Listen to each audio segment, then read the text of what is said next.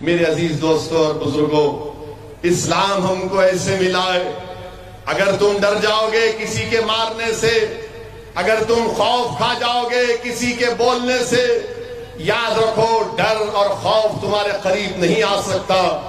हम मोहम्मद मुस्तफा सल्लल्लाहु अलैहि वसल्लम की उम्मत है, ये मुल्क हमारा है और रहेगा इंशाअल्लाह ताला। याद रखो मुसलमानों, मेरी बात को याद रखो मुसलमानों, अब इस मुल्क की सियासत में मुसलमानों की कोई सियासी अहमियत नहीं रही। अगर यहां पर कोई बैठने वाला कांग्रेस पार्टी का है या फिर कोई जनता दल का है या किसी और पार्टी का है, तो मैं तुमको अपने भाई के तौर पर कह रहा हूं, तो तुम्हारी कोई इज्जत नहीं है इन पार्टियों में। याद रखो, तुम्हारी कोई इज्जत नहीं है। तुम्हारी इज्जत सिर्फ इतनी है कि तुम इलेक्शन के वक्त इनके लिए वोट डालो।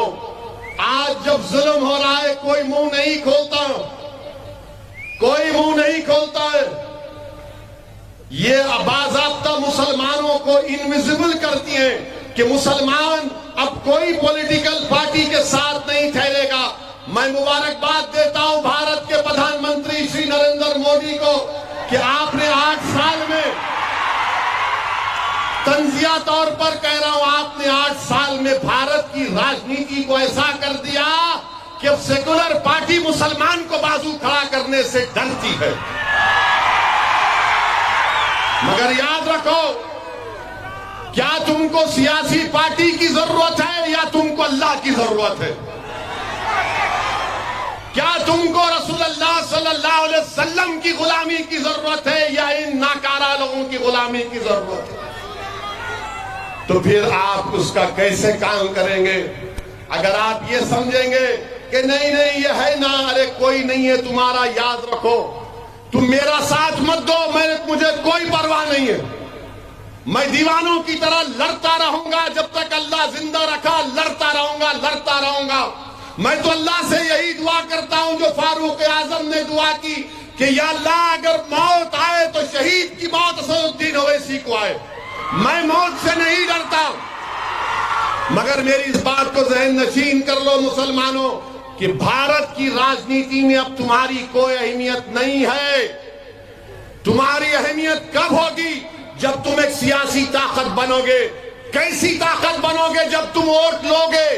तुम तो एक एटीएम की मशीन बन चुके हैं कांग्रेस के लिए, जेडीएस के लिए, बीजेपी के लिए। ये डरा डरा कर तुमको वोट हासिल कर रहे हैं। आपको क्या मिल रहा है बताओ मेरे को? क्या मिल रहा है आपको? कुछ नहीं मिल रहा है। अपनी सियासी लीडरशिप को पैदा करो। अगर असदुद्दीन ओवैसी ठीक नहीं है तो तुम काबिल बनो, तुम नेक बनो, तुम लीडर बनो। मैं तुम्हारे पीछे काम करने को तैयार हूं। मगर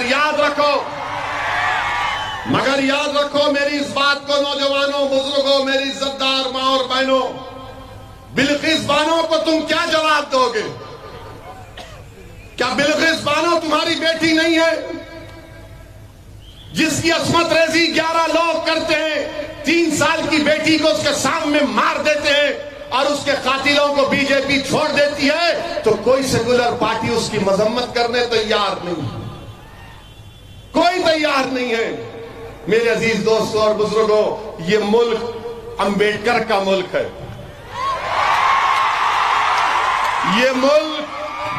ये मुल्क जौहर ब्रदरान का है, ये मुल्क गांधी का है। ये मुल्क को आजाद हमने किया है अपने खून पसीने से।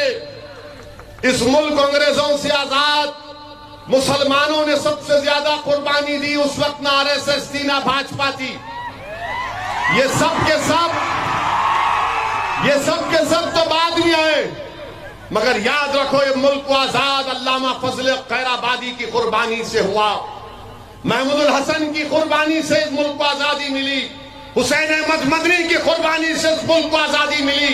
इस मुल्क को आजादी सिर्फ ये 1925 के बाद जो लोग आए नहीं, जिन्होंने पसीना बहाया वो हीरो बन गए, जिन्होंने खून बहाया वो जीरो बन गए।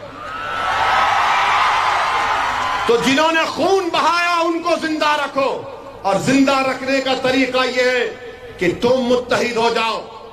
सियासी ताकत बनो, दलितों को अपने साथ लो। हमारे सेक्युलर भाई हिंदू आज भी इस मुल्क में जो पसंद नहीं करते इस तमाम माहौल को, अब तो हलाल गोश्त पे बात हो, अब तो मुस्लिम रिजर्वेशन ले लिया जाएगा।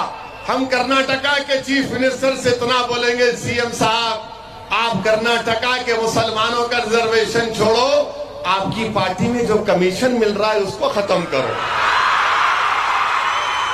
उसको खत्म करो पहले आप। यानी ऐसा दिख रहा है कि गारत का गड़ा भरता नहीं है, जहां से हो ना किधर का भी हो, बस मेरा जो भी होना ला ला ला ला ले ले, यहां दबा के खा रहे गपागप गपागप। और दिल्ली में प्रधानमंत्री बोल रहे ना खाऊंगा ना खाने दूंगा। क्या बात है मित्रों। और आरएसएस बोलती क्या क्या बोलती है, बहुत बोलती है, हम बच्चे पैदा कर रहे नहीं कर रहे, हमारा टीएफआर गिर गया। आरएसएस बोलती क्या बोलती है कि वो 9 बज गए, एसपी साहब देख रहे घूर के, हो गया, only 2 minutes, only 2 minutes, I am finishing, I am thankful to you। SP साहब के लिए तालियां मारो भाई, एक होकर बस। बहरहाल अजीज दोस्तों और बुजुर्गों, मुत्तहिद रहिए। मगर अभी मेरी तकरीर पूरी नहीं हुई, मैं दोबारा आऊंगा इंशाअल्लाह ताला। आप आएंगे दोबारा, फिर करेंगे। बहुत बहुत शुक्रिया। वाक़िर दावर अल्हम्दुलिल्लाह रब्बिल आलमीन। अपने घरों को आराम से पुरअमन तरीके से जाइए।